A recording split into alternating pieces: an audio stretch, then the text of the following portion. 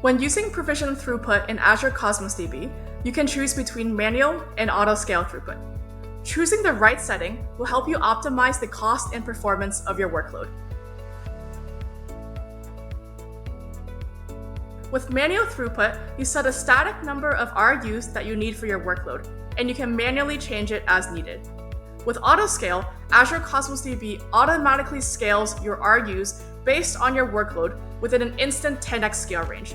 You set the max RUs you need for your workload, and Azure Cosmos DB scales between 10% of that to the max. Manual throughput works well when your workload is predictable and stable. Autoscale works well for variable workloads. It's a great way to get started without having to worry about capacity management. And when your app is not in use, autoscale automatically scales down, helping you save cost. Use cases for autoscale include retail workloads with seasonal spikes, IoT workloads with various spikes during the day, scheduled batch workloads, and more.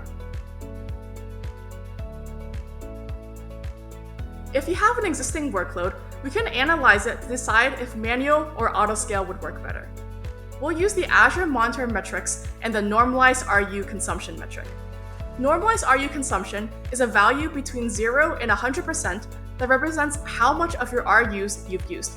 For each hour, get the max RU consumption and average it over the time period.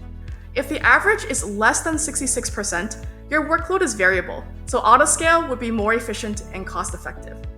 If the average is greater than 66%, manual throughput would be recommended. This is because you're typically using the higher end of your scale range, so it would be more cost-effective to provision the same amount of manual RUs due to the higher unit cost of autoscale RUs. Finally, if your average utilization is less than 10%, that's a sign you can likely scale down your overall RUs to save on cost. To learn more, check out aka.ms/Azure Cosmos DB/throughput. You can also check out our built-in Azure advisors, which will give you recommendations on whether you should use manual or autoscale throughput if you don't want to analyze your workload manually.